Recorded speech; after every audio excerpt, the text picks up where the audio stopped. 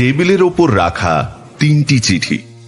প্রথমটিতে সভার সম্পাদক মিস্টার কাসওয়েলকে লিখেছেন যে সভার আগামী অধিবেশনে পাঠ করার ইচ্ছে প্রকাশ করে ওর পাঠানো অ্যালকেমির সত্য শীর্ষক প্রবন্ধটিকে উক্ত অধিবেশনের আলোচনায় স্থান দিতে সভার কর্মসমিতি অপারগ।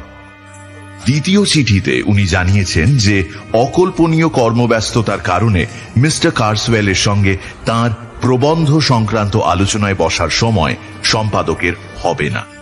এবং তৃতীয় চিঠিতে লেখা যে সম্পাদক মহাশয় যথাবিহিত সম্মান প্রদর্শন পূর্বক মিস্টার কাসওয়েলকে জানাচ্ছেন যে বিশেষজ্ঞ বা বিশেষজ্ঞ বর্গের কাছে মিস্টার কাসওয়েলের প্রবন্ধটি মূল্যায়নের জন্য পাঠানো হয়েছিল তার বা তাদের নাম প্রকাশ করা সম্পাদক মহাশয়ের পক্ষে অসম্ভব। তিনি মিস্টার কাসওয়েলকে এও জানাতে চান যে অতঃপর তিনি এই বিষয়ে মিস্টার কাসওয়েলের আর কোনো পত্রের উত্তর দেবেন না। এই মিস্টার কাসওয়েলটিকে জিজ্ঞাসা করলেন সম্পাদক গৃহিণী। তিনি সম্পাদক মশাইয়ের অফিসে এসে সবে বসেছেন এমন সময় টাইপিস্ট উপরোক্ত 3টে চিঠির শেষ চিঠিটা নিয়ে প্রবেশ করা মাত্রই সেটা টপ করে তুলে নিয়ে, ব্যাপারটা যদিও দৃষ্টিকটু হলো, তিনি প্রশ্নটা ছুঁড়ে দিলেন তাঁর কর্তার উদ্দেশ্যে। এই মুহূর্তে মিস্টার কাসওয়েল রাগে অগ্নিশর্মা একটা লোক, আর কি বলি। লোকটি ধনী, থাকেন ওয়ারউইকশায়ারের লাফোর্ড অ্যাবেতে, চর্চা করেন নাকি অ্যালকেমির মানে অপরসায়নের, মন্ত্রতন্ত্র জাদুবিদ্যার মশলা মেশানো ঝুটো রসায়নের, আর আমাদের তারই ব্যাপারে ফলাও করে জানাতে চান। এর বেশি আমি আর তার ব্যাপারে খুব কিছু জানি না। হ্যাঁ, আগামী অন্তত হপ্তাখানেক কি হপ্তা দুয়েক তাঁর দর্শন যে আমি পেতে চাই না এইটা নিশ্চিত জানি। যাকে তুমি যদি এখন বেরোতে চাও আমি কিন্তু তৈরি। তুমি কি এমন করেছো যে উনি এমন রেগে ক্ষেপে উঠেছেন? সাধারণ ব্যাপার, আর 5 জনের ক্ষেত্রেও যা করে থাকি এর ক্ষেত্রেও তাই করেছি। ব্যাপারটা কিছুই নয়, কথা নেই বার্তা নেই, ইনি একদিন হঠাৎ তার এই প্রবন্ধটার পাণ্ডুলিপি পাঠিয়ে জানিয়ে দিলেন যে আমাদের পরের অধিবেশনে এটা তাকে পড়তে দিতে হবে। তো সেটা আদৌ অধিবেশনে সবার সামনে পাঠ করার মতো কিনা সেটা বোঝার জন্য আমরা মতামত চাইলাম এডওয়ার্ড ডানিং এর। গোটা লন্ডন শহরে ওই বিষয়ে তাঁর চেয়ে বড় পণ্ডিত আর তো কেউ নেই। তিনি মত দিলেন লেখাটা একেবারে অপাঠ্য, পাতে দেওয়ার যোগ্য নয়। সেই থেকে কাসওয়েল চিঠি লিখে লিখে আমার মাথা খেয়ে ফেলছে। আমরা কোন বিশেষজ্ঞের কাছে তার ওই ষাঁড়ের গোবর পাঠিয়েছিলাম তার নাম জানতে চেয়েছে শেষ চিঠিতে। তার কি উত্তর আমি দিয়েছি তা তো দেখলে। তুমি যেন আবার কাউকে কিছু বলো না এই বিষয়ে। না না, পাগল নাকি? আমাকে কখনো কাউকে কিছু বলতে দেখেছো? আমি শুধু ভাবছি ভদ্রলোক কোনোভাবে বেচারি মিস্টার ডানিং এর নামটা জানতে না পেরে যান। বেচারি মিস্টার ডানিং বলছো কেন? দিব্যি খোশ মেজাজে আছে একটা লোক, নিজের অত বড় বাড়ি, হাতে দেদার সময় তোফা আরামে বসে নিজের খেয়াল খুশি আর পড়াশোনা নিয়ে মেতে আছে, তাকে বলছো বেচারি? এই লোক যদি ওর খোঁজ একবার পেয়ে যায় তাহলে কি আর তিনি সেই তোফা আরামে থাকবেন? ওর জীবন তো এ অতিষ্ঠ করে তুলবে। হ্যাঁ তা বটে, সেক্ষেত্রে অবশ্যই বেচারি ডানিং ছাড়া আর কিছু বলা যায় না।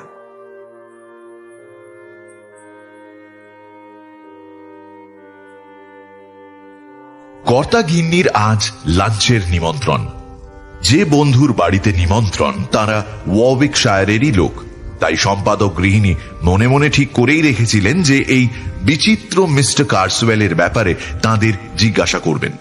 তবে খুব কায়দা করে কথাটা পারতে হবে তা তিনি জানতেন, কিন্তু অত কায়দার পথে তাকে যেতেই হলো না। গল্প গুজব করতে করতে খানিকক্ষণ কেটেছে কি কাটেনি, গৃহকর্ত্রী তার স্বামীকে বললেন, আজ সকালে লাফোর্ডের পাদ্রী মশাইকে দেখলাম। গৃহকর্তা শীষ দিয়ে উঠে বললেন, তাই নাকি? তা তিনি শহরে এসে ঘুরঘুর করছেন কি মতলবে? কে জানে। আমি গাড়িতে করে যাচ্ছিলাম, দেখলাম ব্রিটিশ মিউজিয়াম থেকে বেরোলেন। এই লাফোর্ডের পাদ্রীটি কে? আরে না না, কোনো সত্যিকারের পাদ্রীর কথা হচ্ছে না। ইনি আমাদেরই একজন প্রতিবেশী। কয়েক বছর আগে আমাদের ওখানকার লাফোর্ড অ্যাবি নামে একটা বড় সম্পত্তি কিনে একেবারে গ্যাট হয়ে এসে বসেছেন। লোকটার নাম কাসওয়েল। তোমাদের বন্ধু নাকি? এই প্রশ্নটা যেন কথার স্রোতের আগল খুলে দিল। জানা গেল মিস্টার কাসওয়েলের ব্যাপারে বিশেষ কিছুই জানার বা বলার নেই। তিনি যে কি করেন তা কেউ জানে না। তার বাড়ির কাজের লোকেরা বিশ্রী মানুষ। তিনি নাকি নিজেই কি একটা ধর্ম প্রবর্তন করেছেন, সারাদিন তারই অজানা সব আচার অনুষ্ঠানে মেতে থাকেন। লোকটি বেজায় বদমেজাজি, কখনো কাউকে নাকি ক্ষমা করেন না। তার মুখ দেখলেই ভয় লাগে। এখানে বাড়ির কর্তা মৃদু আপত্তি জানালেও গিন্নির গলার জোরে সে আপত্তি ভেসে গেল। তার আচার আচরণে দয়া মায়ার কোনো চিহ্ন কখনো দেখা যায় না, আর যে কাজের পিছনে তিনি থাকেন তাতে তার পিটকেল বুদ্ধির ছাপ রেখে যান। আহা, ভদ্রলোকের প্রতি একটু সুবিচার তো তুমি করবে নাকি? সেই যে স্কুলের বাচ্চাদের ডেকে উনি খাইয়েছিলেন, সে কথা ভুলে গেলে? ভুলে যাব? সে কি ভোলার মতো ব্যাপার যে ভুলে যাব? ভাগ্যিস তুমি কথাটা তুললে। শোনো ফ্লোরেন্স, লোকটি যে কি বজ্জাত তা এই ঘটনাটা শুনলেই তুমি বুঝবে। লাফোর্ড অ্যাবি কিনে তাতে বসবাস শুরু করার পর প্রথম শীতে আমাদের মহানুভব প্রতিবেশী তার প্যারিসের পাদ্রীকে চিঠি লিখে জানালেন যে তার কাছে কিছু নতুন ধরনের ম্যাজিক লণ্ঠনের স্লাইড আছে। একদিন সেগুলো তিনি প্যারিস স্কুলের বাচ্চাদের ডেকে দেখাতে চান। পাদ্রী একটু অবাকই হয়ে গেলেন, কারণ এর আগে মিস্টার কার্সওয়েলের ব্যবহার থেকে কখনোই মনে হয়নি বাচ্চাদের তার খুব পছন্দ, বরং সবসময় তিনি গজগজ চেঁচামেচি করেছেন বাচ্চাদের নিয়ে। বাচ্চারা অনুমতি ছাড়া তার সম্পত্তির মধ্যে ঢুকছে, এইসব হেনা তেনা।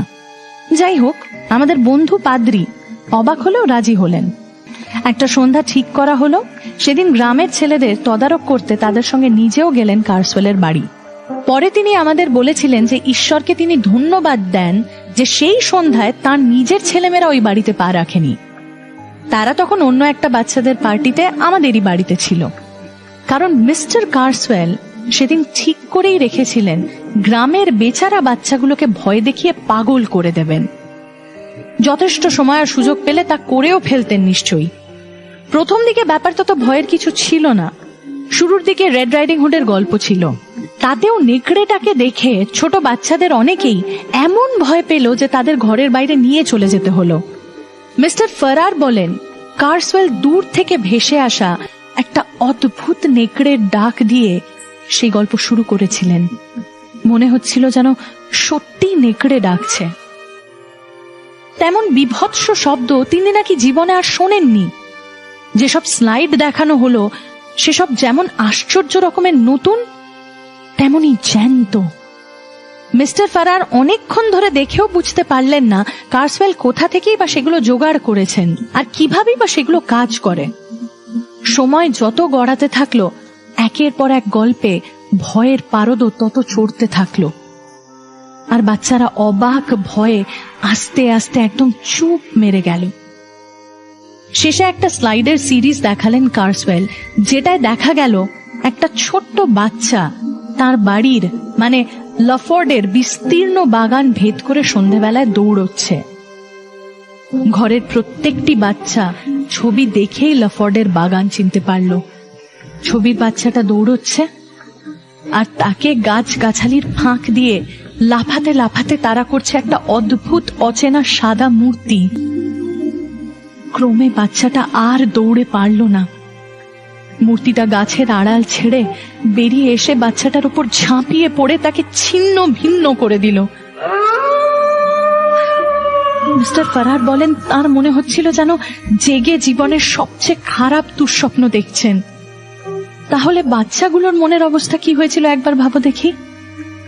ব্যাপার হাতের বাইরে চলে যাচ্ছে দেখে তিনি এবার কার্সওয়েলকে কড়া করে বলতে বাধ্য হলেন যে এভাবে বাচ্চাদের ভয় দেখানো চলতে পারে না। তাতে উত্তর পেলেন, তা আপনি বলছেনই যখন, তখন সিনেমা দেখা বন্ধ করে খোকা খুকুদের এবার বাড়ি গিয়ে ঘুমোনোই ভালো।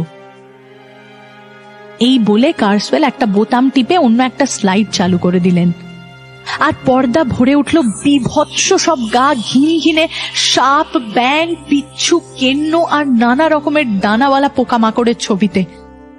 মনে হতে লাগলো এবার যেন সেগুলো পর্দা ছেড়ে বেরিয়ে এসে সামনে বসে থাকা বাচ্চাদের গায়ে উঠতে চাইছে। আর তার সঙ্গে খসখস ঝরঝর করে সে কি ঝড়ের মতো আওয়াজ। বাচ্চারা আর সইতে পারল না। সবাই মিলে ভয় পেয়ে একসঙ্গে ঘরের বাইরে বেরোতে গিয়ে একে মেরে তাকে ধরে একে অপরকে মারিয়ে দুরদার করে পালালো। সে এক বিশ্রী অবস্থা। ভালোই চোটাঘাত লেগেছিল তাদের বেরোতে গিয়ে। রাত্রে বোধহয় দু চোখের পাতা একও করতে পারেনি কেউ। গ্রামে তো তারপর ঢিঢি পড়ে গিয়েছিল। বাচ্চাদের মায়েরা মিস্টার ফারারের ওপরেই এক হাত নিয়েছিল।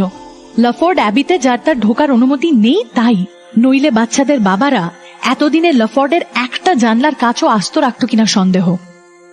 তো এই হলো মিস্টার কার্সওয়েল, আমাদের লাফোর্ড অ্যাবির পাদ্রী। এবার তোমরাই ভেবে দেখো, এই লোককে বন্ধু হিসেবে লাভ করার জন্য আমরা কেমন মুখিয়ে আছি। আমার মতে একজন বড় ধরনের অপরাধীর যা যা গুণ থাকা উচিত তার সবকটি এই কার্সওয়েলের মধ্যে একেবারে পুরো মাত্রায় আছে। এই লোকের বিষ দৃষ্টিতে একবার যে পড়বে তার প্রতি আমার সমবেদনা রইল। সম্পাদক গম্ভীর মুখে ভ্রু কুঁচকে বসেছিলেন, যেন কিছু একটা মনে করার চেষ্টা করছেন। এবারে ধীরে ধীরে বলে উঠলেন, আমি যার কথা ভাবছি এ কি সেই লোকই, নাকি আমি অন্য কারোর সঙ্গে গুলিয়ে ফেলছি? আচ্ছা, কিছু বছর আগে, তা প্রায় বছর 10 হবে, এরই কি হিস্ট্রি অফ উইচক্রাফট নামের একটা বই বেরিয়েছিল? এ সেই লোকই বটে।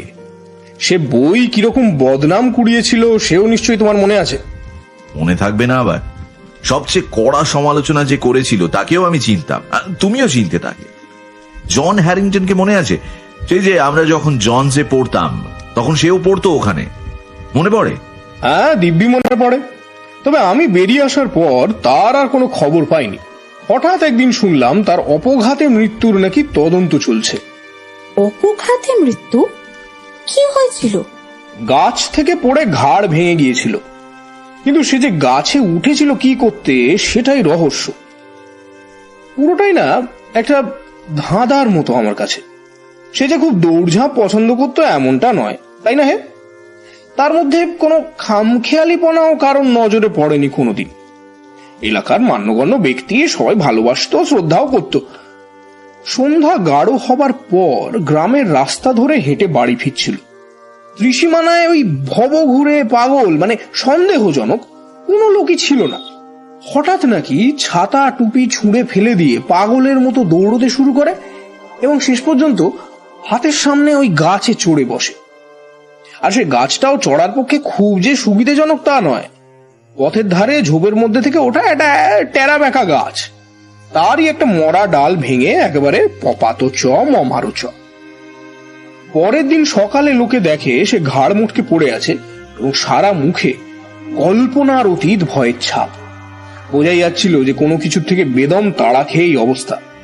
কেউ বলে হিংস্র কুকুর, আবার কারুর মতে কোনো চিড়িয়াখানা থেকে পালানো বুনো জন্তু তাড়া করেছিল, কিন্তু সেরম কোনো প্রমাণ কিন্তু পাওয়া যায়নি। কিসে যে তাড়া করেছিল তার রহস্যই রয়ে গেছে। এ হলো 89 সালের কথা। জনের ভাই হেনরি, তাকেও আমি চিনি, কিন্তু তুমি বোধহয় চিনবে না, সেও কেমব্রিজে ছিল। সেই তখন থেকে তার দাদার অপমৃত্যুর হদিশ করার একেবারে একনিষ্ঠ প্রচেষ্টা চালিয়ে যাচ্ছে। তার মতে এই ঘটনার পেছনে নির্ঘাত কোনো দুরম্বরই আছে, তবে আমার কিন্তু তা মনে হয় না। এই সোজা সাপটা ঘটনার পেছনে আবার কারো হাত যে কি থাকবে সেটাই তো আমার মাথায় আসে না। খানিকক্ষণ এই কথা সে কথার পর কথা আবার ঘুরে এলো সেই হিস্ট্রি অফ উইচক্রাফটে। বন্ধুবর জিজ্ঞাসা করলেন, তুমি নিজে বইটার পাতা উল্টে দেখেছো? তা দেখেছি, বই কি রীতিমতো পড়েই দেখেছি।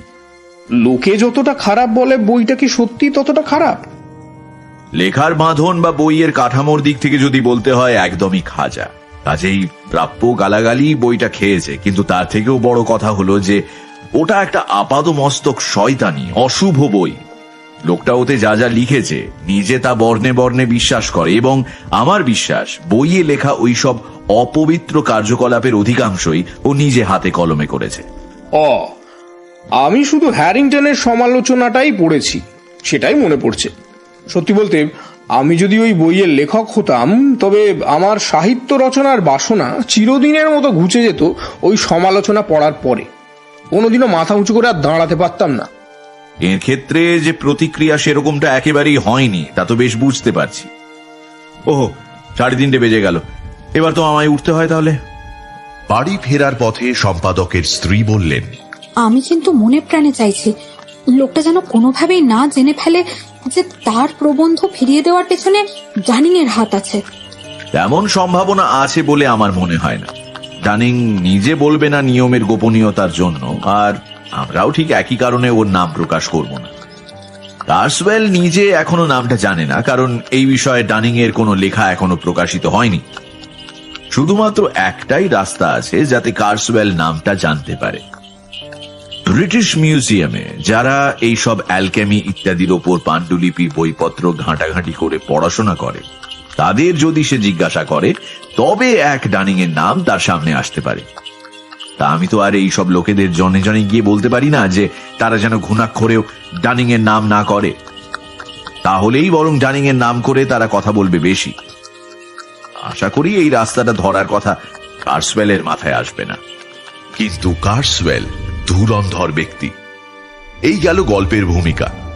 ওই সপ্তাহেই দিন কয়েক পরে একদিন বেশ সন্ধে করে এডওয়ার্ড ডানিং তার গবেষণার জায়গা অর্থাৎ ব্রিটিশ মিউজিয়াম থেকে ফিরছিলেন তার শহরতলির বাড়িতে। সেখানে তিনি দুই প্রবীণা পরিচারিকার সযত্ন তত্ত্বাবধানে তোফা আরামে একাই থাকেন। তার ব্যাপারে আমরা ইতিমধ্যে যা জেনেছি তার বেশি আর বলার কিছুই নেই। আমরা বরং তার বাড়ি ফেরার নিতান্ত নিরামিষ পথ ধরে তার সঙ্গেই চলতে থাকি। ট্রেনে চেপে ডানিং তার বাড়ির 1-2 মাইলের মধ্যে পৌঁছে যান, তারপর ইলেকট্রিক ট্রামে চড়ে।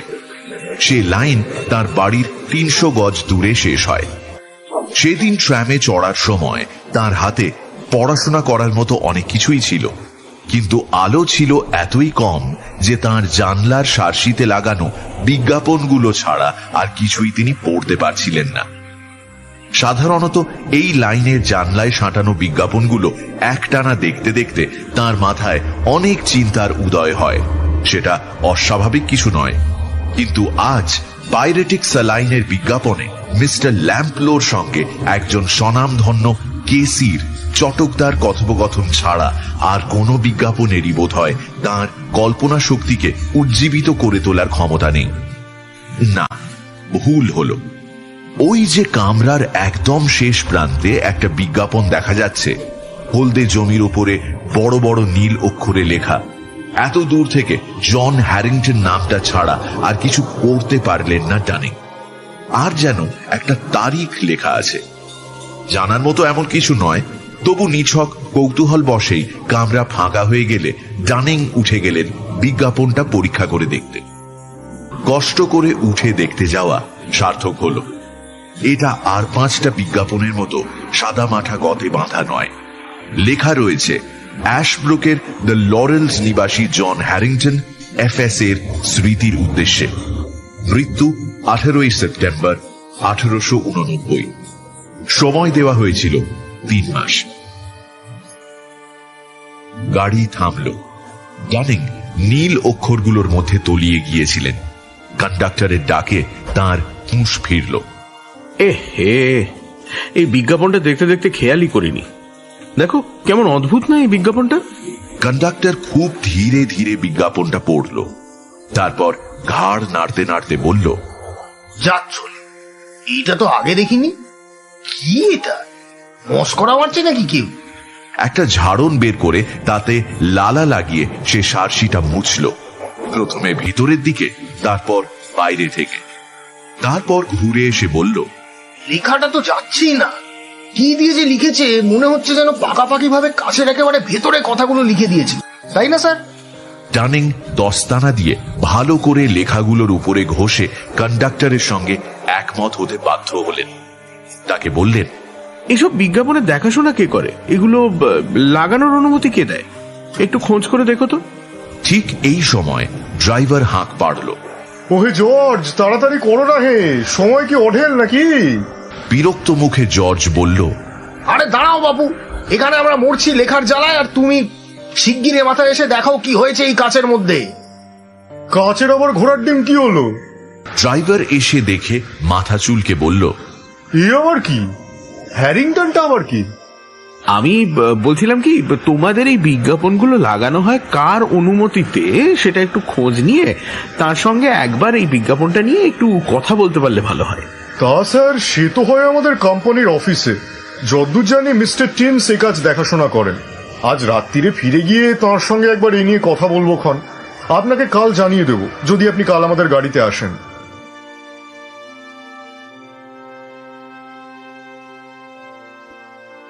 সেদিন সন্ধ্যের ঘটনা এই। ডানিং তারপর খুঁজে পেতে বের করলেন যে অ্যাশব্রুক জায়গাটা ওয়ারউইকশায়ারে। পরের দিনও ডানিং শহরে গেলেন। গাড়ির কামরায় এমন থেকে ভিড় যে তিনি কন্ডাক্টরের সঙ্গে কথাই বলতে পারলেন না। শুধু এটুকু বুঝলেন যে বিজ্ঞাপনটা আর নেই। কিন্তু ব্যাপার এখানেই শেষ হলো না।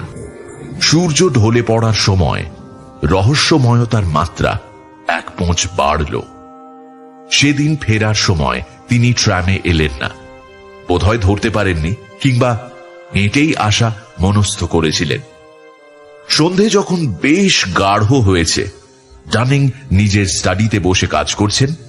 এক পরিচারিকা এসে খবর দিল যে ট্রাম কোম্পানি থেকে দুজন এসেছে কি যেন জরুরি ব্যাপারে তার সঙ্গে কথা বলতে। বিজ্ঞাপনের কথাটা ডানিং এর মাথা থেকে বেরিয়েই গিয়েছিল। তিনি তাদেরকে ভেতরে ডাকলেন। বোঝাই যাচ্ছে যে তারা সেই ড্রাইভার আর কন্ডাক্টর ছাড়া আর কেউ নয়। জলখাবারের পর্ব সমাপ্ত হলে ডানিং তাদের জিজ্ঞাসা করলেন মিস্টার টিমসের সেই রহস্যময় বিজ্ঞাপনের ব্যাপারে বক্তব্য কি। সেই জন্যই তো এলুম স্যার আপনার বাড়ি। মিস্টার টিমস তো ব্যাপার শুনে এই উইলিয়ামকে যা নয় তাই বলতে থাকলেন। কেবল বলেই গেলেন যে ওইরকম কোনো বিজ্ঞাপন কোনোদিন আসেনি, কেউ দিতে বলেও নি, পয়সাও দেয়নি, লাগানো হয়নি, মানে কিছুই নেই ওই ধরনের। আমরা নাকি বোকার মতো ওনার সময় নষ্ট করছি কেবল। আমি বললুম তা বেশ তো মিস্টার টিমস, তাই যদি ভাবেন তবে আপনি নিজেই এসে দেখুন না কেন। আরো বললুম লেখাটা যদি না থাকে তো তখন আমাদের যা প্রাণে চায় বলবেন, হাতে মাথা কাটবেন, কিচ্ছুটি বলবো না। আপনি এসে নিজের চোখেই দেখে যান না। তা তিনি বললেন যাবো তো, এক্ষুনি যাবো, চলো।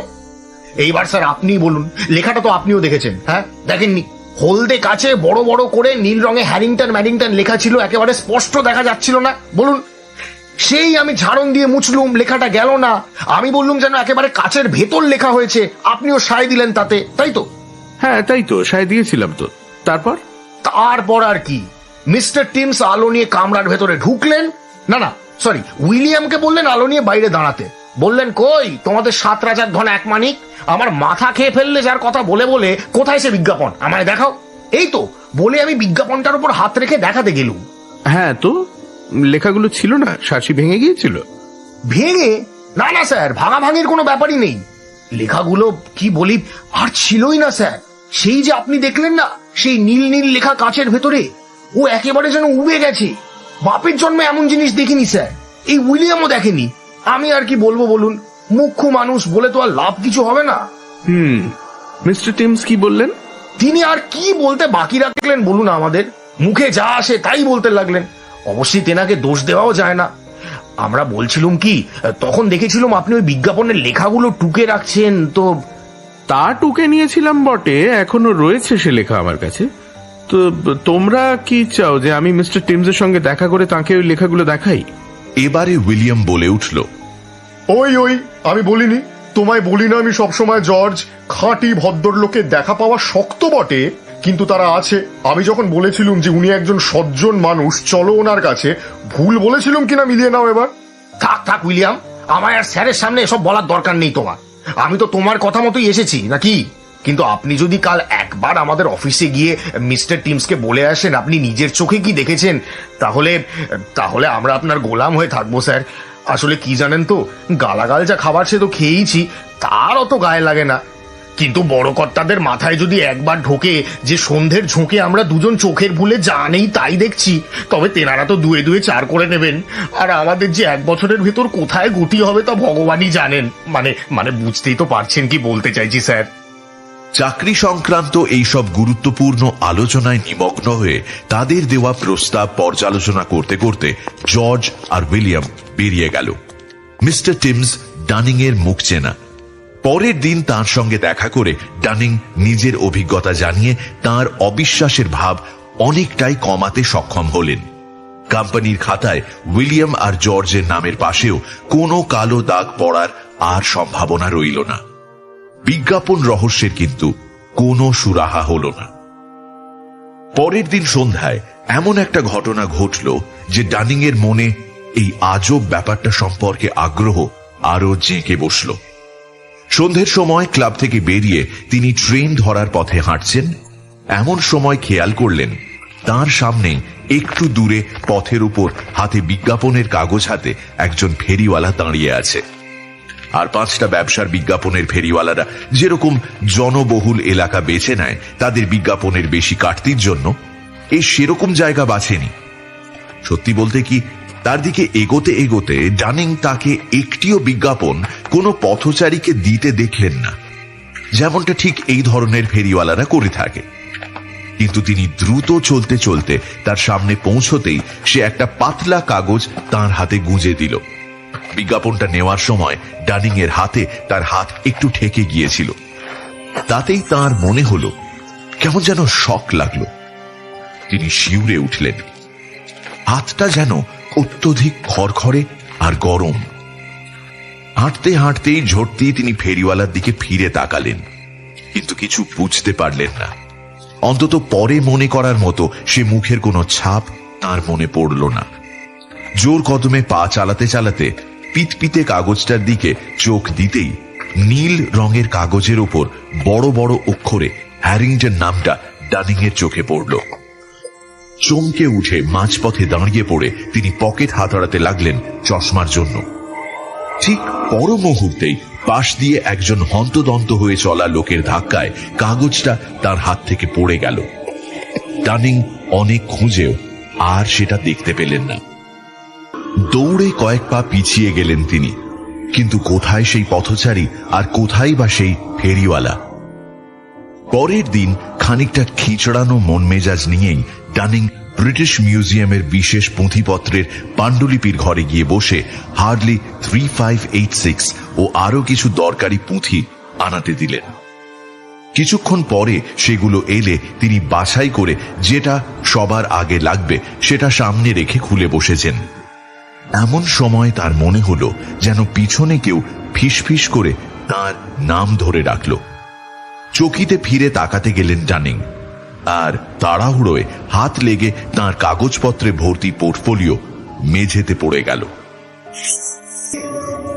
পিছন ফিরে কিন্তু তিনি চেনা কাউকে দেখতে পেলেন না।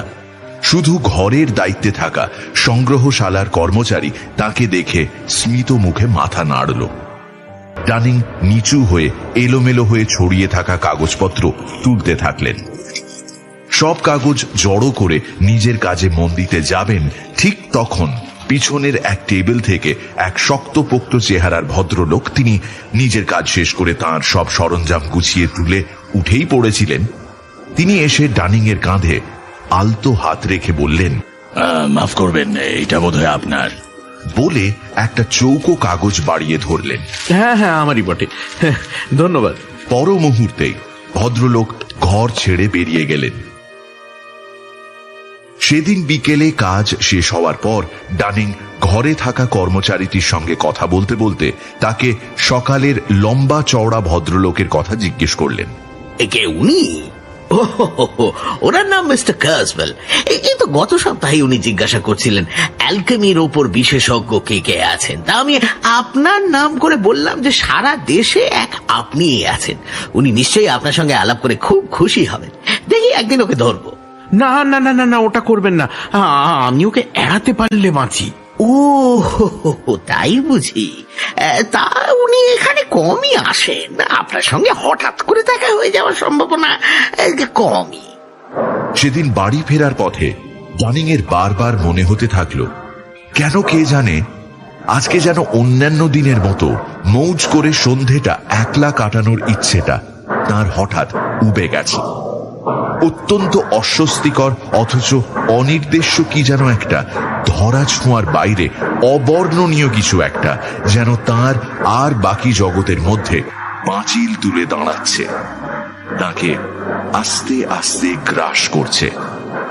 ট্রেনে এবং ট্রামে তিনি আজ লোকজনের যত কাছে পারা যায় ঘেঁষে থাকতে চাইলেন, কিন্তু বিধি বাম, আজকে দুই যানবাহনই প্রায় ফাঁকা বললেই চলে। কন্ডাক্টর জর্জ যেন চিন্তান্বিত, বারবার যাত্রীদের সংখ্যা গুনে চলেছে, যেন কি এক গভীর হিসেব মেলাতে পারছে না। বাড়ির দোরগোড়ায় পৌঁছে ডানিং দেখা পেলেন তাঁর পারিবারিক চিকিৎসক ডক্টর ওয়াটসনের। আপনার বাড়ির ব্যবস্থাপনা সব তছনছ করে দিতে হলো বলে দুঃখিত মিস্টার ডানিং, কিন্তু কিছু করার ছিল না। আপনার দুই পরিচারিকাকে নার্সিংহোমে পাঠিয়েছি। মানে বলেন কি? কি হয়েছে? ভাবসাব দেখে তো মনে হচ্ছে টোমেন পয়জনিং, পচা খাবারের থেকে বিষক্রিয়া। তা আপনার পেটে তো সেসব গিয়েছে বলে মনে হচ্ছে না। গেলে আপনি আর চলে ফিরে বেড়ানোর অবস্থায় থাকতেন না। যাই হোক, ওরা ঠিক হয়ে যাবে খুব শিগগিরই। হায় হায়, এমনটা হলো কি করে? আমায় ওরা যা বলেছে তা হলো, বিকেলে ওদের খাবার সময় এক ফেরিওয়ালা এসেছিল। তার কাছ থেকে ওরা নাকি চিংড়ি না কাঁকড়া কি যেন কিনেছিল। অদ্ভুত ব্যাপার জানেন, আমি খোঁজ নিয়ে জানলাম পাড়ায় আর কোনো বাড়িতে কিন্তু ওই রকম কোনো ফেরিওয়ালা আসেনি। আপনাকে আর তখন খবর পাঠাতে পারিনি, তবে ওদের বাড়ি ফিরতে একটু সময় লাগবে। যাই হোক, পরের কথা পরে ভাবা যাবে। আজ রাত্রে আপনি আমার বাড়িতে খাবেন, ঠিক 8টায় চলে আসবেন কিন্তু, আর অত চিন্তা করবেন না। যাক, বাড়িতে দুর্ভোগ এলেও আর মাথায় দুশ্চিন্তার বোঝা চাপলেও অন্তত সন্ধেবেলাটা একলা কাটানোর হাত থেকে নিষ্কৃতি পাওয়া গেল। পাড়ায় নতুন আসা ডাক্তারের বাড়িতে সন্ধেটা বেশ ভালোই কাটিয়ে ডানিং যখন তার নিঝুম বাড়িতে ফিরলেন, তখন ঘড়ি দেখাচ্ছে 11:30। সে রাত একেবারেই তার মনে সুখ স্মৃতি হয়ে থেকে যাওয়ার মতো করে কাটল না। আলো নিভে গেছে, নিকষ কালো অন্ধকার। ডানিং খাটে শুয়েছেন, কিন্তু তার চোখে ঘুম নেই। তীর্থের কাকের মতো তিনি অপেক্ষা করছেন কখন ভোর হবে আর ঘর ঝাড়ু দেওয়ার মেয়েটি তাকে গরম জল দেওয়ার জন্য আসবে। এমন সময় স্পষ্ট শুনতে পেলেন তার কাজের ঘরের দরজা খোলার আওয়াজ, কিন্তু তারপর দালান বেয়ে কোনো পায়ের শব্দ ভেসে এলো না। অথচ দরজা খোলার আওয়াজটা নিশ্চিতভাবেই অস্বাভাবিক। চোট্টর নাকি? কারণ ডানিং এর বেশ ভালোই মনে আছে, রাতে কাগজপত্র গুছিয়ে লেখার টেবিলের মধ্যে রেখে বেরিয়ে আসার সময় তিনি দরজাটা বন্ধ করে দিয়েছিলেন। সাহস করে নয়, বরং কিছুটা ভয়ে ভয়েই, লজ্জার মাথা খেয়ে ডানিং রাত পোশাক পরেই বিছানা থেকে নেমে ঘরের বাইরে বেরিয়ে সিঁড়ির রেলিং ধরে ঝুঁকে দাঁড়িয়ে কান পেতে রইলেন, কিছু যদি আরো শোনা যায়। নিশ্ছিদ্র অন্ধকার, নিস্তব্ধ রাত্রি। শুধু হঠাৎ একটা গরম হাওয়ার দমকা এসে তার মুখে ধাক্কা মেরে গালের উপর কয়েক মুহূর্ত খেলা করে গেল। চমকে পিছিয়ে এসে ডানিং ঠিক করলেন বাকি রাতটা ঘরে ঢুকে দরজা এঁটে খাটে বসে কাটানোই শ্রেয়। কিন্তু গোদের ওপর বিস্ফোড়া। এ পাড়ার লোকের গভীর রাতে আর আলোর দরকার হয় না, সেরকম কোনো খবর শহরতলির কিপটে বিদ্যুৎ কোম্পানি বিশ্বস্ত সূত্রে জানতে পেরেছে। মোট কথা, সবকটা আলো একসঙ্গে দপদপ করে নিভে গেল। এমতাবস্থায় যে কেউ স্বাভাবিকভাবেই চাইবে হাতড়ে হাতড়ে দেশলাই খুঁজে আগুন জেলে ঘড়ি দেখতে। আর ডানিং জানতেও চাইছিলেন যে আর কতক্ষণ এই আতঙ্কের প্রহর তাঁকে গুনতে হবে। অতএব প্রায় প্রতিবর্ত ক্রিয়াতেই তিনি বালিশের তলার পরিচিত স্থানটির পানে হাত বাড়ালেন। শুধু হাতটা বালিশ অবধি পৌঁছল না, তার বদলে হাতটা যাতে ঠেকল সেটা তার মতে একটা মুখ। সে মুখে দাঁত আছে, লোম আছে, এবং সে মুখ কোনো মানুষের নয়। পর মুহূর্তেই তিনি ঠিক কি বললেন বা করলেন তা বলতে পারি না। যখন তার ধরে প্রাণ এলো, তিনি দেখলেন যে ধড়ফড়ানো বুকে হাতে ধরে পাশের একটা ফাঁকা ঘরের দরজা আটকে দরজায় কান চেপে তিনি বসে আছেন। সেই দুর্বিষহ রাতের বাকিটাও ওইভাবেই কেটে গেল। ডানিং দরজায় কান পেতে রইলেন যদি আর কোনো নড়াচড়ার শব্দ শোনা যায়, কিন্তু আর কিছুই হলো না সেই রাতে। উৎকর্ণ হয়ে ভয়ে কাঁপতে কাঁপতে রাত কাটল। ভোর হতে বুকে সাহস এনে ডানিং চোরের মতো নিজের ঘরে ঢুকে দেখলেন দরজা হাট করে খোলা, জানলার খড়খড়ি সব খোলা, অর্থাৎ রাতে কারোর ঘরে থাকার চিহ্ন মাত্র নেই। ঘড়ি ও বালিশের তলায় যথাস্থানে পাওয়া গেল। যেখানে যেমনটি থাকার কথা তেমনটিই আছে, কোনো এদিক সেদিক নেই। শুধু কাঠের আলমারির পাল্লা জোড়া ক্যাঁচ কোঁচ করে খুলে যাচ্ছে আপনা থেকেই। তবে সেটাও আলমারিটার নিজস্ব অভ্যেস। খিড়কি দরজায় ঘন্টা বাজলে ডানিং বুঝলেন ঝাড়ুদারনি এলো।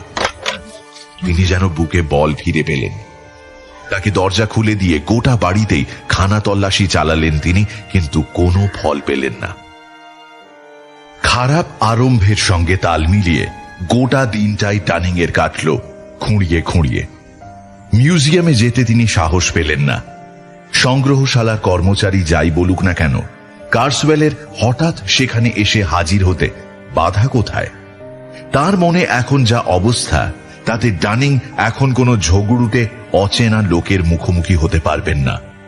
তার নিজের বাড়ি দুর্বিষহ হয়ে উঠেছে গত রাত্রের পর থেকে, আর আবার ডাক্তারের ঘাড়ে গিয়ে চাপতেও তার সৌজন্যে বাঁধল।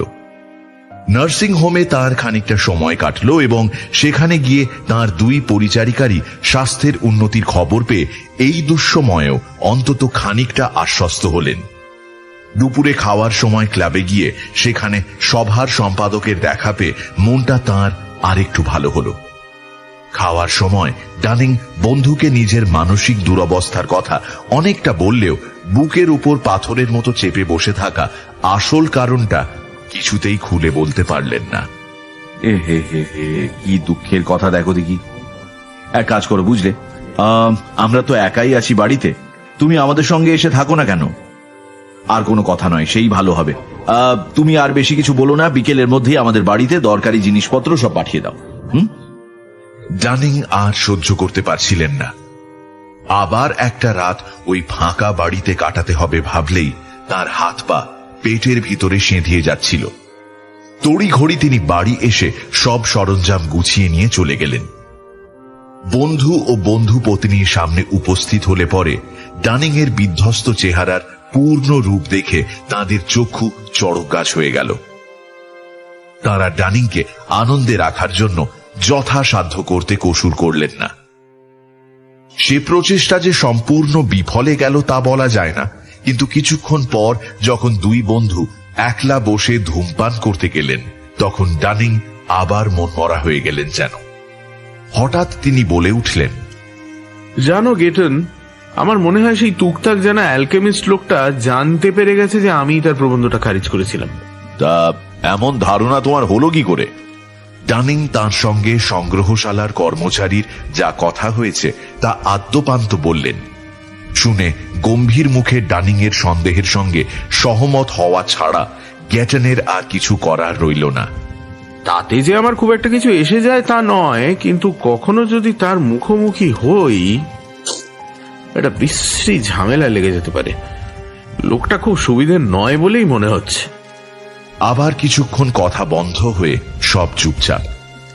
ডানিং এর বিষণ্ণ ভাব আর অস্থিরতা যে ক্রমবর্ধমান তা গ্যাটনের চোখ এড়াল না। একটা সময় তিনি সোজাসুজি জিজ্ঞাসাই করে বসলেন, ডানিং এর মনের অস্বস্তির মূল কারণটা ঠিক কি? ডানিং যেন হাঁপ ছেড়ে বাঁচলেন। কাউকে কথাটা বলে মনটা হালকা করতে চাইছিলাম, কিন্তু পারছিলাম না। আচ্ছা, জন হ্যারিংটন নামে একজনের ব্যাপারে তুমি কি জানো? গ্যাটন ডানিং এর মুখে হ্যারিংটনের নাম শুনে এমন স্তম্ভিত হয়ে গেলেন যে তার মুখ থেকে মৃদু স্বরে একটা কেন ছাড়া আর কিছু বেরোল না। ডানিং তখন কলকল করে সবিস্তার বলে গেলেন তার অভিজ্ঞতা। বললেন কি ঘটেছে তার সঙ্গে ট্রামের কামরায়, রাস্তায় এবং তার নিজের বাড়িতে। বললেন কেমন করে একটা নারকীয় ভয়, হতাশা, দুঃখ মেশানো কষ্টকর অনুভূতি তার জীবনী শক্তি শুষে নিয়ে তাকে আস্তে আস্তে গিলে ফেলছে বলে তার মনে হচ্ছে, অথচ তার থেকে মুক্তি পাওয়ার জন্য কিছুই করতে পারছেন না তিনি। এবং সবার শেষে আবার ঘুরে এলেন সেই প্রশ্নে যা তার মুখের আগল খুলে দিয়েছিল। গ্যাটন কি বলবেন বুঝে উঠতে পারলেন না। হ্যারিংটনের মৃত্যুর ঘটনা খুলে বলাই হয়তো এক্ষেত্রে উচিত, কিন্তু ডানিং এর মনের অবস্থা এই মুহূর্তে ভঙ্গুর, আর হ্যারিংটনের ঘটনাও এমন কিছু সুখশ্রাব্য আনন্দের গল্প নয়। তাছাড়া তার নিজের মনেও একটা প্রশ্ন ঘুরপাক খাচ্ছিল, এই দুটো আপাত বিচ্ছিন্ন ঘটনার যোগসূত্র কি কার্সওয়েলের মধ্যে লুকোনো রয়েছে?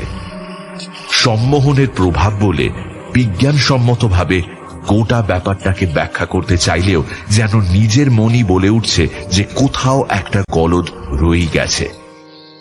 অনেক ভেবেচিন্তে গ্যাটন স্থির করলেন যে আজ রাত্রে স্ত্রীর সঙ্গে এ ব্যাপারে পরামর্শ করবেন।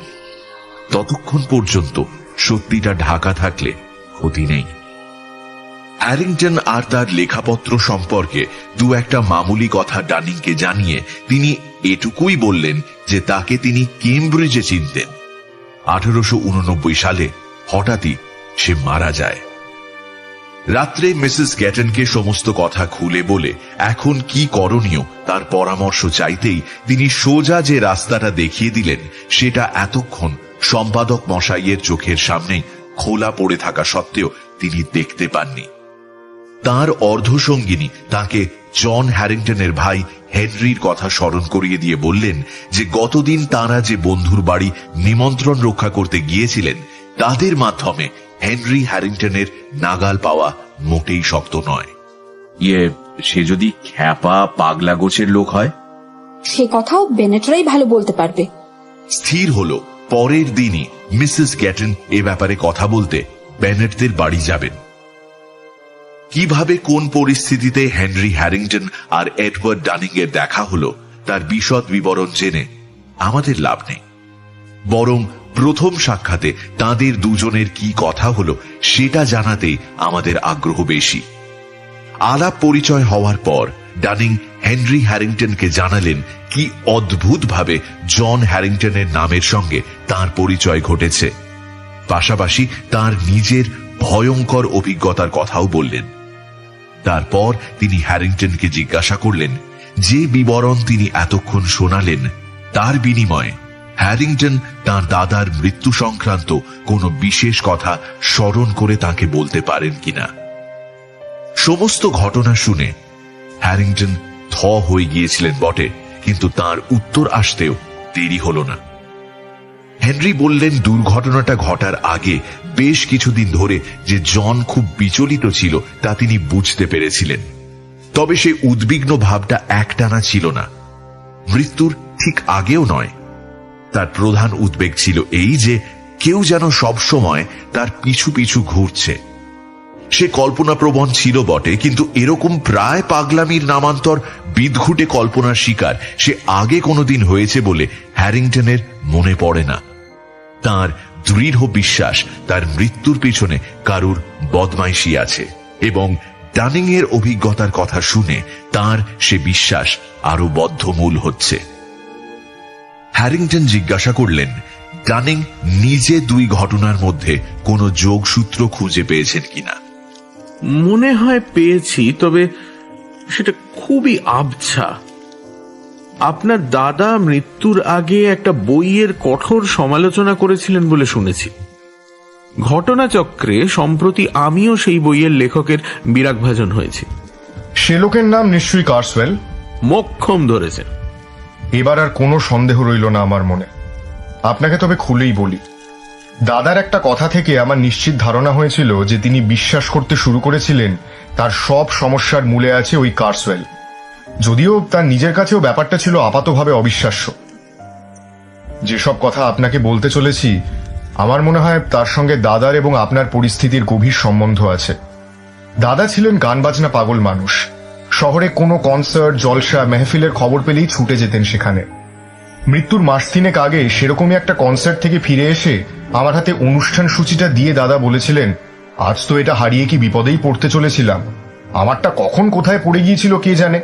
পকেট হাতড়াচ্ছি, সিটের তলায় খুঁজে দেখছি, এমন সময় আমার পাশের সিটের ভদ্রলোক ওর কাগজটা দিয়ে বললেন আমি রেখে দিতে পারি, ওর আর দরকার পড়বে না। বলেই ভদ্রলোক চলে গেলেন।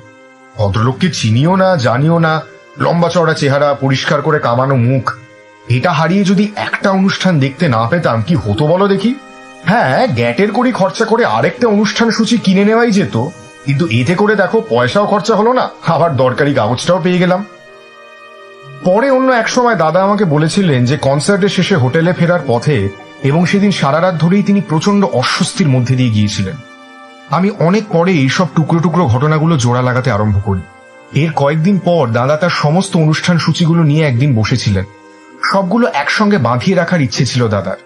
ওই বিশেষ দিনের অনুষ্ঠান সূচিটার আমি তখনও সেটাকে ভালো করে খেয়ালই করিনি কোনোদিন, একদম শুরুর দিকের পাতার মধ্যে একটা ছোট্ট চৌকো কাগজ পাওয়া গেল। কাগজটায় খুব যত্ন সহকারে লাল আর কালো রঙে কিসব যেন লেখা। আমার ধারণা রুনিক অক্ষর হবে সেগুলো। দাদা বললেন, এ মনে হচ্ছে আমার পাশের সেই ভদ্রলোকের জিনিস, কোনো লেখার নকল মনে হচ্ছে। যথেষ্ট কষ্টসাধ্য ব্যাপার, এ তো ফিরিয়ে দিতে হয়, কিন্তু এখন তার ঠিকানা খুঁজে পাই কি করে? এই নিয়ে বেশ খানিকক্ষণ আলোচনা হলো। আমরা দুজনেই একমত হলাম যে এই জিনিসের জন্য কাগজে বিজ্ঞাপন দেওয়া বাড়াবাড়ি হবে। বরং দাদা খুব শিগগিরই পরের কনসার্টে যাবেন, সেখানে ভদ্রলোকের সঙ্গে নিশ্চয়ই দেখা হবে, তখন তাকে কাগজটা ফিরিয়ে দিলেই চলবে। এতক্ষণ কাগজটা অনুষ্ঠান সূচির বইটার উপরেই খোলা পড়েছিল। আমরা আগুনের ধারে বসেছিলাম। সেদিন সন্ধে থেকেই ঠান্ডা পড়েছিল আর খুব কনকনে হাওয়াও বইছিল। হাওয়ার চোটেই হয়তো দরজা খুলে গিয়ে থাকবে, যদিও দরজা খুলেছিল বলে আমি টেরটিও পাইনি। হঠাৎ এক ঝলক হাওয়া এসে, তাও আবার গরম হাওয়ার হলকা, কাগজটাকে এক ঝটকায় উড়িয়ে নিয়ে গিয়ে সোজা আগুনের মধ্যে ফেলে দিল। ছোট্ট একটা পাতলা কাগজ, যেমন না আগুনে পড়া অমনি দপ করে জ্বলে উঠে হুশ করে ছাই ধোঁয়ার সঙ্গে মিলিয়ে গেল চিমনির মধ্যে দিয়ে। আমি বললাম, যা, আর তো কাগজটা ফেরত দিতে পারবে না তুমি। দাদা খানিকক্ষণ কিছু বললেন না, তারপর হঠাৎ করে চটে উঠে বললেন, সে আমি জানি, কিন্তু সে কথাটা এতবার করে বলার কি আছে শুনি? আমি অবাক হয়ে বললাম, আমি তো একবারের বেশি কথাটা বলিনি। দাদা খিঁচিয়ে উঠে বললেন, তোমার একবার তাহলে 4 বারে হয়, কি বলো? এটা এমন কিছু বিশেষ ঘটনা নয়, তবু এটার কথা এমনি আমার মনে থেকে গিয়েছিল। মোদ্দা কথায় আসি, কার্সওয়েলের যে বইটার সমালোচনা আমার হতভাগ্য দাদা করেছিলেন, সেটা কি আপনি পড়েছেন? আপনার পড়ার কথাও নয় অবশ্য, আমি পড়েছি।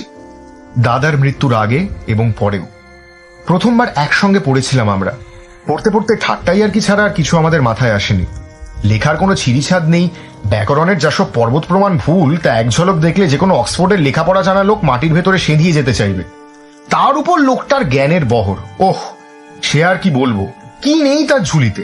প্রাচীন লোককথা, পুরাণের কাহিনী, গোল্ডেন লেজেন্ডস এর বিভিন্ন গল্প, আজকের দিনেও কোথায় কি বিভৎস আচার অনুষ্ঠান হয়ে চলেছে, এই সমস্ত সে শুধু পড়েছে আর খবর রেখেছে তাই নয়, সব মিলিয়ে মিশিয়ে এক আজব জগা খিচুড়ি পাকিয়েছে। দেখুন, আমি বলছি না যে এগুলো একটার সঙ্গে আরেকটা মেলানো যায় না, কিন্তু লেখকের তো সেরকম ভাবে জুড়তে জানা চাই রে বাবা। এই লোকটা সেসবের ধারও ধারেনি, এই একই নিঃশ্বাসে গোল্ডেন লেজেন্ডস আর দ্য গোল্ডেন বাবের নাম করে, আর বলে নাকি সে দুটো বইকেই সমানভাবে বিশ্বাসও করে। কহতব্য নয় মশাই, সে জঘন্য এক ব্যাপার। যাই হোক, খারাপ ঘটনাটা ঘটে যাওয়ার পরে আমি আবার একবার বইটা খুলে বসেছিলাম। পড়ে খারাপ লাগাটা বাড়লো বই কমলো না, কিন্তু অন্য একটা ভাব মনে জাগলো। আপনাকে তো আগেই বলেছি আমার সন্দেহের কথা। এই বই আমার সেই সন্দেহকেই গাঢ় করেছে। অত্যন্ত অশুভ আর অমঙ্গলজনক এই বই, মারণ উচাটনের আলোচনায় ভর্তি। একটা পরিচ্ছেদ আছে যেখানে লোকটা অন্যের মন পাওয়ার জন্য কিংবা অন্য কাউকে পথ থেকে সরানোর উপায় হিসেবে সেই লোকের ওপর রুনের মন্ত্র প্রয়োগ করার কথা লিখছে। আর যেন ওই দ্বিতীয় কথাটাই বিশেষ করে গুরুত্ব পেয়েছে বেশি। আর সে এমন ভাবে লিখেছে যার থেকে স্পষ্ট মনে হয় এই ব্যাপারে তার হাতে কলমে জ্ঞান আছে। সমস্ত কথা খুলে বলার সময় এখন নেই, কিন্তু এইটুকু বলি যে অনেক ভেবেচিন্তে আমার প্রত্যয় জন্মালো যে সেদিন কনসার্টে যে সদাশয় ভদ্রলোকটির সঙ্গে দাদার আলাপ হয়েছিল, সে কার্সওয়েল ছাড়া আর কেউ নয়। আমার সন্দেহ, না সন্দেহের চেয়েও বেশি কিছু, যে এই কাগজের টুকরোটার এই পুরো ব্যাপারে ভীষণ গুরুত্বপূর্ণ একটা ভূমিকা রয়েছে। আমার বিশ্বাস কাগজটা যদি দাদা কোনোভাবে ফেরত দিয়ে দিতে পারতেন, তবে তিনি আজও বহাল তবিয়তে বেঁচে থাকতেন। এই হলো আমার বক্তব্য। এবার আপনি বলুন, আমার এই ঘটনার সঙ্গে যোগ করার মতো আপনার কিছু বলার আছে কিনা? জবাবে ডানিং তার ব্রিটিশ মিউজিয়ামের বইয়ের ঘরের অভিজ্ঞতার কথা বললেন। হ্যাঁ, আপনাকে সে নিজের হাতে কাগজপত্র দিয়েছে? আপনি দেখেছেন ভালো করে সে কাগজ? দেখেননি? সে কি কথা! দেখুন দেখুন, এক্ষুনি দেখুন, এক্ষুনি দেখতে হবে, আমাদের খুঁটিয়ে দেখতে হবে। চলুন চলুন চলুন, আপনার বাড়ি চলুন। দুজনে মিলে ডানিং এর ফাঁকা বাড়িতে ফিরলেন। বাড়ি ফাঁকা কারণ পরিচারিকা দুজন এখনো হাসপাতাল থেকে ফেরেনি। ডানিং এর কাগজপত্র রাখার পোর্টফোলিওয় ধুলো জমেছে, আর তার ভিতরেই রাখা আছে তার নোট স্টোকার অগুন্তি খুদে খুদে চৌকো কাগজ।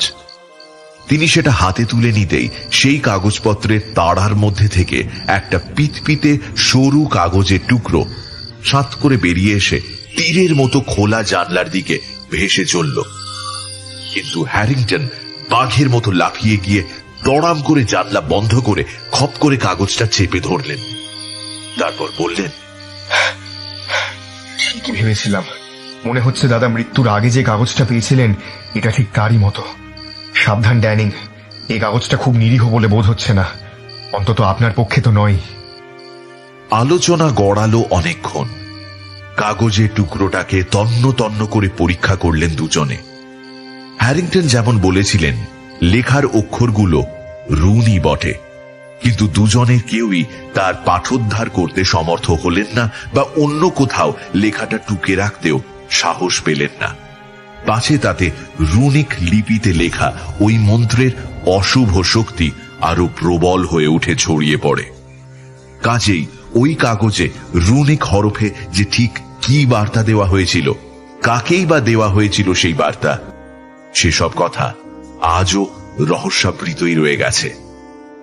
ডানিং আর হ্যারিংটন দুজনেরই দৃঢ় বিশ্বাস জন্মালো যে এই রুনিক মন্ত্র লেখা কাগজের কাজ হলো যার কাছে সেটা থাকবে এক পরম অবাঞ্ছিত আর চরম ক্ষতিকর এক অশুভ শক্তিকে তার সর্বক্ষণের সঙ্গী করে তোলা।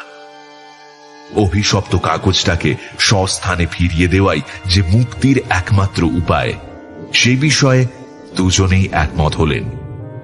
এও বুঝতে পারলেন যে অভিশপ্ত ব্যক্তি অর্থাৎ ডানিং নিজের হাতে যদি কাগজটা তার লেখককে হস্তান্তর করেন, তবেই সাপমুক্ত হওয়ার ব্যাপারে 16 আনা নিশ্চিত হওয়া যায়। কিন্তু সেটা করতে গেলেও যথেষ্ট চালাকির প্রয়োজন, কারণ ডানিং এর চেহারা কার্সওয়েলের বিলক্ষণ পরিচিত। চেহারা বদলে ফেলার জন্য ডানিং এর সাধের দাড়ি যে কামিয়ে ফেলতেই হবে তা এক প্রকার নিশ্চিত।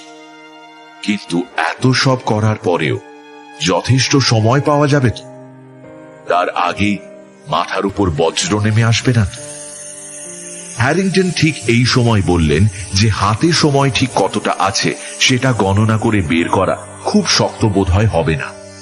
তার খুব ভালোই মনে আছে যে কনসার্টে তার দাদার হাতে তার মৃত্যু পরোয়ানা তুলে দেওয়া হয়েছিল তার তারিখ ছিল 18 জুন, আর তার মৃত্যু হয় 18 সেপ্টেম্বর, অর্থাৎ ঠিক তার 3 মাস পর। ডানিংও বললেন যে ট্র্যামের জানলার সেই রহস্যময় বিজ্ঞাপনেও 3 মাস সময় দেওয়ার কথাই লেখা ছিল। আমার মেয়াদও ওই 3 মাসই। দাঁড়ান, আমার ডায়েরিটা দেখলেই সব পরিষ্কার হয়ে যাবে। হ্যাঁ, এই যে মিউজিয়ামের ঘটনাটা ঘটার তারিখ ছিল 23 এপ্রিল, তার মানে সময় আছে 23 জুলাই অবধি। ব্যাস। আচ্ছা, আপনার দাদার সমস্যা ঠিক কিভাবে বেড়ে চলেছিল আমায় একটু বলবেন, যদি আপনার খুব অসুবিধে না থাকে? আমার জানাটা বিশেষ দরকার। হ্যাঁ, তা দাদা সবচেয়ে বেশি ভয় পেতেন যখন একলা থাকতেন। বলতেন কেউ যেন ওর ওপর সবসময় নজরদারি করছে। এক সময় তো এমন হলো যে আমি বাধ্য হয়ে ওর ঘরে রাতে শোয়া আরম্ভ করলাম। তবে দাদার ভয় কিছুটা কমলো। তাও তখনও ঘুমের মধ্যে কিসব বিড়বিড় করে বকতেন। তা দিয়ে লাভ আর কি আছে বলুন? যাই হোক, এইটুকু আপনাকে বলতে পারি যে শেষ দিকের কয়েক সপ্তাহের মধ্যে দাদার নামে 2টো জিনিস এসেছিল। দুটোতেই লন্ডনের কোনো এলাকার ডাকের ছাপ আর ঠিকানার হাতের লেখা কৃত্রিম, যেমন কোনো দোকানের বা কোম্পানির চিঠিপত্রে থাকে আর কি। প্রথম জিনিসটা হলো পাতা থেকে টেনে ছেঁড়া বিউইকের একটা উডকাট, একটা কাঠখোদাই ছাপা ছবি। ছবিটা ছিল একজন লোক চাঁদনি রাতে একলা রাস্তা ধরে হাঁটছে, আর তার পিছু নিয়েছে বিভৎস এক দানবিক মূর্তি। ছবির তলায় কবিতার কয়েকটা লাইন ছিল। বোধহয় ছবিটা এনশিয়েন্ট মেরিনার কবিতার অলঙ্করণ থেকে ছেঁড়া, কারণ তার তলায় চোখে পড়ছিল কবিতাটার কয়েকটা লাইন।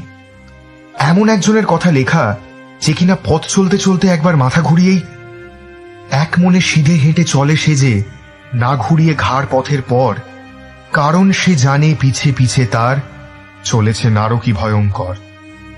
দ্বিতীয় যে জিনিসটা এসেছিল সেটা আর কিছুই না, একটা সাধারণ ক্যালেন্ডার, যেরকম বিভিন্ন দোকান থেকে প্রায় গ্রাহকদের পাঠিয়ে থাকে। দাদা সেটাকে পাত্তাও দেননি, কিন্তু তার মৃত্যুর পরে সেটা আমি খুলে দেখেছিলাম। 18 সেপ্টেম্বরের পরে সবকিছু তাতে ছেঁড়া ছিল।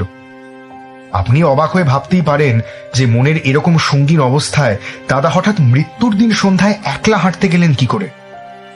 উত্তর হলো, মারা যাওয়ার দিন 10 আগে থেকে ওই নজরবন্দি থাকার অদ্ভুত অনুভূতিটা দাদার একেবারে চলে গিয়েছিল। হঠাৎ করে ওর মনে হতে থাকে যে উনি একেবারে চাপমুক্ত। বিস্তারিত আলোচনার পর সিদ্ধান্ত হলো এই যে হ্যারিংটনের এক বন্ধু কার্সওয়েলের প্রতিবেশী তাকে দিয়ে কার্সওয়েলের গতিবিধির ওপর সহজেই নজর রাখা যাবে। ডানিংকে সদা সর্বদা প্রস্তুত থাকতে হবে এবং ওই রুনিক মন্ত্র লেখা মহামূল্যবান কাগজটিকেও সযত্নে প্রস্তুত রাখতে হবে, যাতে প্রথম সুযোগেই তাকে তার আসল মালিকের কাছে চালান করে দেওয়া যায়।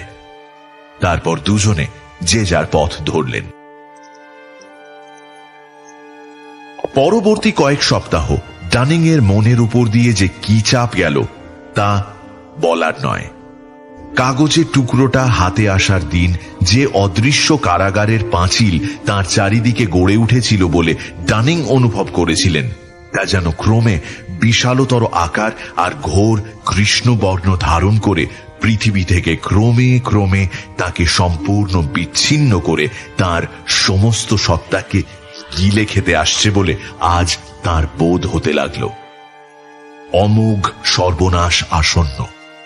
তার হাত ছাড়িয়ে পালানোর সব রাস্তা যেন সেই পাঁচিল দিয়ে বন্ধ, আর খোলা রাস্তার হদিশ দেবে এমন কেউ নেই ডানিং এর সামনে। তার জীবনী শক্তি, তার সমস্ত উৎসাহ কে যেন শুষে নিয়ে তাকে ছিবড়ে করে ফেলেছে বলে মনে হতে লাগলো ডানিং এর। এমনি করে বুক চাপা কষ্ট আর অদম্য উদ্বেগের মধ্যে দিয়ে মে মাস গেল। গোটা জুন মাস গিয়ে জুলাই এসে উপস্থিত হলো, কিন্তু হ্যারিংটনের কাছ থেকে সবুজ সংকেত এলো না। এই পুরো সময়টা কার্সওয়েল গ্যাঁট হয়ে লাফোর্ডেই বসে থেকেছেন, কোথাও নড়েননি। অবশেষে ডানিং এর পৃথিবী বাসের মেয়াদ ফুরোতে যখন হিসেব মতো আর 1 সপ্তাহ বাকি নেই, তিনি হাতে পেলেন একটা টেলিগ্রাম। বৃহস্পতি রাত্রে বোট ট্রেনে ভিক্টোরিয়া ছাড়ছে, হাত ছাড়া না হয় রাত্রে আসছি আপনার কাছে, হ্যারিংটন। কথা মতো রাত্রে হ্যারিংটন এলে আর এক প্রস্থ জল্পনা হলো। ট্রেন ভিক্টোরিয়া ছাড়ে 9টায়। ডোভারে পৌঁছানোর আগে শেষ দাঁড়ায় ক্রয়ডন ওয়েস্ট স্টেশনে। হ্যারিংটন ভিক্টোরিয়াতেই কার্সওয়েলকে নজরবন্দি করে ট্রেনে উঠবেন আর ক্রয়ডনে ডানিংকে ইশারায় ডেকে নেবেন কামরায়। দরকার হলে ডানিংকে কোনো সাজানো নামে ডাকবেন। ডানিং ছদ্মবেশে থাকবেন। তার সঙ্গের বাক্স প্যাঁটরায় কোনো নামের আদ্যক্ষর লেখা থাকবে না, আর অতি অবশ্যই হাতের কাছে তৈরি থাকবে সেই কাগজের টুকরোটা যার জন্য এত কিছু। ডানিং ক্রয়ডন স্টেশনে যখন এসে দাঁড়ালেন, তখন তার উৎকণ্ঠার পারদ মাত্রা ছাড়িয়েছে। গত কয়েকদিন ধরে তার মাথার উপর থেকে সেই কালো ছায়াটা যেন সরে গিয়ে আধার একটু হালকা হয়েছে মনে হচ্ছে, কিন্তু এই আপাত ফুরফুরে হাওয়া ডানিং এর কাছে অশুভ সংকেতই বয়ে আনছে। এই স্বস্তির মেজাজের হঠাৎ আবির্ভাবের কারণেই ডানিং যেন ঠিক বুঝতে পারছেন যে তার ঘোর বিপদ আর শুধুমাত্র আসন্ন নেই, সে এসে পড়েছে। তার ঘাড়ের উপর নিঃশ্বাস ফেলছে। এখন যদি কার্সওয়েল হাত ফসকে পালায়, তবে সব আশায় জল পড়ে যাবে। এই ভিক্টোরিয়া থেকে ট্রেন ধরে ডোভার যাওয়ার গুজবটা হয়তো ভাঁওতা, কে বলতে পারে। প্ল্যাটফর্মে পায়চারি করতে করতে আর প্রায় প্রতি মিনিটেই বোট ট্রেনের ব্যাপারে জানতে চেয়ে স্টেশনের প্রতিটি কুলিকে ব্যস্ত করে মারতে মারতে ডানিং এর ওই সময়টুকুকে জীবনের সবচেয়ে বিষবৎ 20 মিনিট বলে বোধ হতে লাগলো।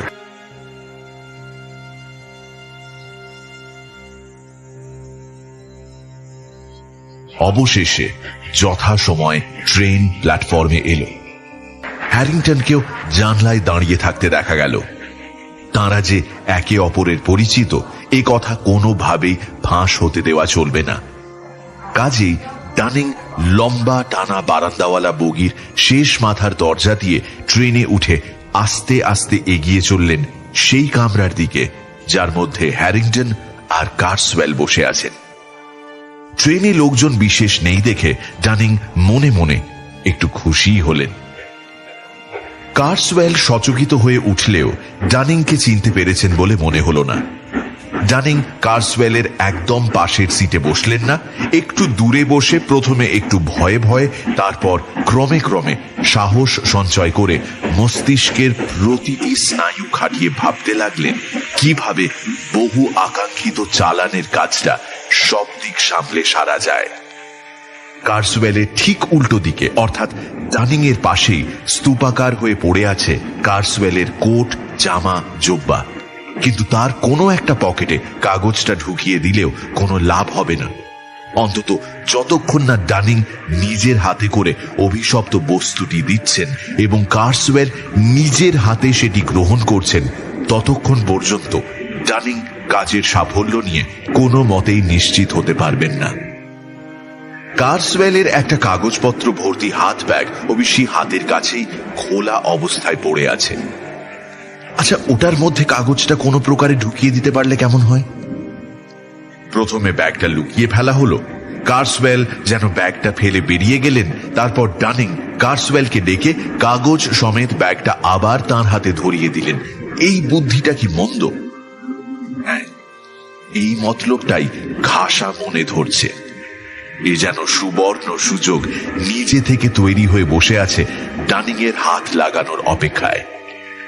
ইস, যদি একবার হ্যারিংটনের সঙ্গে পরামর্শ করা যেত, কিন্তু সে তো আর হওয়ার নয়।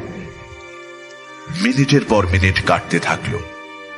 এর মধ্যে কার্সওয়েল বেশ কয়েকবার উঠে খানিকক্ষণের জন্য বাইরেও গিয়েছেন।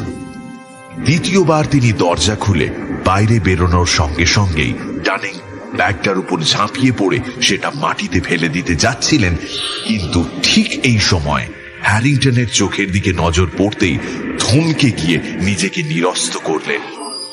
হ্যারিংটন স্থির দৃষ্টিতে তাকে সাবধান করছেন, নিষেধ করছেন এমন হঠকারিতা করতে। কার্সওয়েল দরজার বাইরেই দাঁড়িয়েছিলেন, যেন এই দুজনকে নিজের অনুপস্থিতির সুযোগ দিয়ে দেখতে চাইছিলেন এরা একে অপরের পরিচিত বলে বেরিয়ে পড়ে কিনা। মতলব ফলপ্রসূ হল না, কিন্তু তিনি কামরায় ফিরে এলে স্পষ্টতই বোঝা গেল যে ভদ্রলোক বেশ বিচলিত হয়ে পড়েছেন। কেমন অসহিষ্ণু হয়ে তিনি ছটফট করতে লাগলেন। কিন্তু এরপর তৃতীয়বার যখন তিনি উঠে পড়লেন, তখন ডানিং এর মনে প্রবল আশার উদয় হল। কারণটা আর কিছুই নয়, ওঠার সময় কার্সওয়েলের অজান্তে তার সিট থেকে কি একটা বস্তু খপ করে মাটিতে পড়েছে। কার্সওয়েল দরজা দিয়ে বেরিয়ে দৃষ্টিসীমার বাইরে বেরিয়ে চলে গেলেন। পলকের মধ্যে মাটিতে পড়ে থাকা জিনিসটা তুলে নিয়ে ডানিং দেখলেন সৌভাগ্যের চাবিকাঠি তার হাতে চলে এসেছে। তার হাতে টিকিটে ভরা একটা কুকের টিকিট কেস। যে ধরনের টিকিট কেসের পিঠে একটা ছোট খাপ থাকে। মুহূর্তের মধ্যে 7 রাজার ধন 1 মানিক সেই কাগজের টুকরো মসৃণ ভাবে চলে গেল টিকিট কেসের পিঠের খাপে। গোটা ঘটনাটা চলাকালীন হ্যারিংটন দরজার সামনে দাঁড়িয়ে ব্যস্ত সমস্ত হয়ে দরজার পর্দা টানাটানি করতে করতে পাহারা দিয়ে গেলেন। কাজ শেষ হলো মোক্ষম মুহূর্তে, কারণ ট্রেন ততক্ষণে গতি কমিয়ে ডোভার স্টেশনে ঢুকতে শুরু করেছে। পরক্ষণেই দরজা দিয়ে কার্সওয়েল ঢুকে এলেন, আর ডানিং তার ধপধপিয়ে লাফাতে থাকা হৃৎপিণ্ডটাকে কোনো রকমে জোর করে ঢোক গিলে সস্থানে ফেরত পাঠিয়ে কার্সওয়েলের হাতে টিকিট কেসটা গুঁজে দিয়ে বললেন, এটা বোধহয় আপনার এখানে পড়েছিল। খাপের ভেতরে টিকিটগুলোর দিকে ব্যস্তভাবে এক ঝলক চোখ বুলিয়ে নেওয়ার পর কার্সওয়েলের মুখ দিয়ে বেরোলো বহু প্রতীক্ষিত উত্তর, হ্যাঁ হ্যাঁ, আমারই এটা, ধন্যবাদ আপনাকে। তিনি টিকিট কেসটা নিজের বুক পকেটে রাখলেন দেখে ডানিং পরম সন্তোষ লাভ করলেন। ট্রেন থামতে বাকি আর কয়েকটা মাত্র মুহূর্ত। তার মধ্যেই দুই বন্ধু খেয়াল করলেন হঠাৎই কামরার ভেতরটা কেমন যেন ঘোর আঁধার করে এসে গরম হলকা ছুটতে শুরু করেছে। কার্সওয়েলও হঠাৎ ছটফটিয়ে উঠে দলা পাকানো কোটগুলোকে কাছে টেনে নিয়ে অশান্তভাবে সেগুলো ঠেলে ফেলে দিলেন, যেন সেগুলো অসহ্য হয়ে উঠেছে তার কাছে। তারপর শটান সোজা হয়ে বসে ভ্রুকুটি করে সন্দেহের দৃষ্টিতে তিনি পালা করে দুজনের দিকে তাকাতে লাগলেন। তৎক্ষণাৎ দুই বন্ধু চোখ ফিরিয়ে ঝটপট যে যার নিজের জিনিস গুছিয়ে নিতে ব্যস্ত হয়ে পড়লেন। উৎকণ্ঠায় পেট তাদের গুলিয়ে উঠছে। মনে হলো যেন কার্সওয়েল তাদের সঙ্গে কথা বলার জন্য মুখ খুলতে যাবেন, ঠিক তখনই ট্রেন ডোভার টাউনে এসে থামল।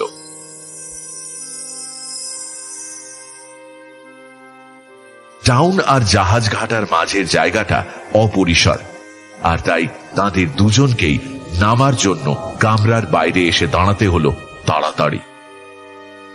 ট্রেনের যাত্রী এতই কম যে জাহাজ ঘাটায় নামার পরেও হ্যারিংটন আর ডানিংকে খানিকক্ষণ দাঁড়িয়ে যেতে হলো, যাতে কার্সওয়েল কুলির মাথায় মালপত্র চাপিয়ে নির্বিঘ্নে প্ল্যাটফর্ম থেকে বেরিয়ে জাহাজে ওঠার সাঁকোর দিকে চলে যেতে পারেন। কার্সওয়েল দৃষ্টির আড়াল হতেই হ্যারিংটন প্রাণের আনন্দে ডানিং এর হাত চেপে ধরে ফিসফিস করে অভিনন্দন জানালেন। ফল হলো এই যে স্নায়ুর চাপে পিষ্ট হতে থাকা ডানিং হাঁটু কাঁপতে কাঁপতে প্রায় অজ্ঞানী হয়ে গেলেন। হ্যারিংটন কোনো মতে তাঁকে দেয়ালে ঠেসান দিয়ে দাঁড় করিয়ে দুপা এগিয়ে গেলেন জাহাজে ওঠার সাঁকোর দিকে, কারণ ততক্ষণে কার্সওয়েল তাঁর মালপত্র সমেত সেখানেই গিয়ে পৌঁছেছেন। সাঁকোর মুখে বসে থাকা লোকটি গম্ভীর মুখে তার টিকিট পরীক্ষা করে ছেড়ে দিল। মালপত্র নিয়ে জাব্বা জব্বা বগলদাবা করে কার্সওয়েল সাঁকো দিয়ে জাহাজের পেটের দিকে কয়েক পা এগিয়ে গেলেন। হঠাৎই টিকিট পরীক্ষক লোকটি হাঁক পাড়ল। এই যে স্যার, স্যার মাফ করবেন স্যার, আপনার সঙ্গে অন্য যিনি ছিলেন তার টিকিটটা দেখলাম না তো। আমার সঙ্গে অন্য লোক? কোন শয়তানের বাচ্চার কথা বলছো? হ্যাঁ, লোকটি তার নিজের জায়গা থেকে ঝুঁকে পড়ে একবার তাকে ভালো করে দেখল। হ্যারিংটন শুনলেন সে নিজের মনে বিড় করে বলল, শয়তানের বাচ্চা, তা কেমন যেন দেখলাম, জানি বাবা। দেখি আমারই ভুল স্যার, আপনার জামা কাপড়গুলো কি বোধহয় ভুল করেছি, মাফ করবেন স্যার। তারপর পাশে বসে থাকা তারই এক অধস্তন কর্মচারীকে বলল, ও ভাই শোনো, ওনার সঙ্গে কুকুর টুকুর কিছু ছিল নাকি বলো তো? হ্যাঁ, একা তো ছিলেন না উনি, আমার যেন মনে হলো সঙ্গে আরেকটা কেউ আছে। দেখি যাক, আমাদের কি যা আছে এখন ওই জাহাজের পেটে সেঁধিয়ে গেছে, এখন জাহাজের ওপরে ওরা বুঝে নেবে। ওই জাহাজ ছেড়ে দিল আর হপ্তাখানেক তারপরেই ছুটি কাটাতে যাওয়ার লোকজনের ভিড় ঘাড়ের উপরে একেবারে হুমড়ি খেয়ে এসে পড়বে একদম। আর 5 মিনিট পর দূরে বিলীন হতে থাকা জাহাজের উজ্জ্বল আলো, ডোভারের জলের ধার বেয়ে চলতে থাকা বাতিস্তম্ভের লম্বা সারি, সন্ধ্যার হিলহিলে হাওয়া আর আকাশে ফ্যাকাশে চাঁদ ছাড়া চারপাশে আর কিছুই রইল না। লর্ড ওয়ার্ডেন হোটেলে এরা দুজন মুখোমুখি বসে রইলেন অনেকক্ষণ। মাথা থেকে দুশ্চিন্তা উৎকণ্ঠা বিদায় নিয়েছে, তাও এক অদ্ভুত দোলাচলের মাঝে পড়ে পিষ্ট হচ্ছে এদের মন। একটা জলজ্যান্ত লোককে জেনে শুনে মৃত্যুর মুখে ঠেলে দেওয়া কি ন্যায়সঙ্গত হলো? লোকটাকে একবার সাবধান করে দেওয়া কি উচিত নয়? না, যেরকম নৃশংস খুনি বলে লোকটাকে আমি ভাবি, তা যদি সে সত্যি হয়, তবে আমরা যা করেছি সেটাই ন্যায্য, সেটাই তার প্রাপ্য। কিন্তু তাও যদি আপনি ভালো বোঝেন, তবে কিন্তু আপনি ওকে পাচ্ছেন কোথায়, আর কিভাবেই বা সাবধান করবেন? অ্যাবভিলে যাচ্ছিল কার্সওয়েল, আমি খেয়াল করেছি। জোনস গাইডে যে সমস্ত হোটেলের নাম পাওয়া যায় সেগুলোর প্রত্যেকটায় যদি টেলিগ্রাম করা যায় টিকিটের খাপ দেখুন ডানিং বলে, তাহলে একটু শান্তি পাই প্রাণে। আজ 21 তারিখ, মাঝে সময় আছে